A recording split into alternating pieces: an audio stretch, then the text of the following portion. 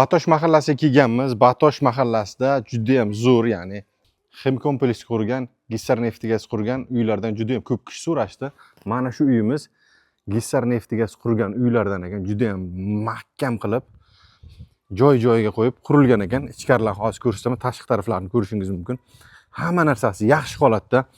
Hojatxonasi tashqari tarafda, ichkarilarda hojatxona, sanuzorlar bor. Bu yerda kanalizatsiyani joylashtirgan, hovuzi bor ekan, hovuzlari, hamma narsasi. Podvaliga juda ham havas qildim. Podval juda ham chiroyli va ko'p kattagon podval bor ekan, ko'rishingiz mumkin. Balandligi ham baland. Bemalol boshimiz tegmay turibdi, mana ko'rishingiz mumkin. Bemalol yursangiz bo'ladi. Bo'yim biri 80 sm, biri 80 bo'lsa, biri 85 atrofida ekan. Endi ko'rsatadigan bo'lsak, hovlisini ko'rsatdim. Hamma narsasi yaxshi holatda. Darvozaxona qilib qo'ysangiz, bu yerga bemalol 3 ta 4 ta mashina ketadi. Mana endi ichkarilarini ko'rsatamiz. Ichkarilari ham yaxshi holatda. Narxini oxirida aytaman.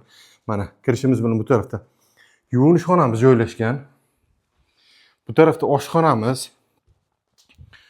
Do'kontarli katyollar o'rnatilgan ekan. Oshxonani ham bitta e'tibor berasiz. Oshxonamiz ham chiroyli qilingan va zaliga ham havas qilarli darajada. Zalimiz 580 ga, bu yog'i 8 metr deyishdi egalari. Natujniy patologlar qilingan, remontlari yaxshi holatda. Bu yerga mebel tiqib, bemalol kiyimlarni joylashtirsangiz bo'ladigan qilingan. Bu yerda sanuzolimizdan hojatxonamiz joylashgan, ya'ni ichkari tarafdagi hojatxonasi. Bu tarafda yana bitta xonamiz bor. Ko'rsatishim mumkin. Bu tarafda ham yana bitta xona. Bu tarafda yana bitta xonamiz joylashgan. Mana shu xonadonim sotuvda, kimni qiziqtirsa bemalol kelib, ko'rib, savdo qilib olishlari mumkin. Narxiga keladigan bo'lsak, balandligiga ham bitta e'tibor berasizlar. Narxiga keladigan bo'lsak, narxini $73,000 deyishmoqda egalar, kelishtirib beradigan joyi bor. Savdosi bor, kelib, ko'rib, savdo qilib bosyaradigan joydan.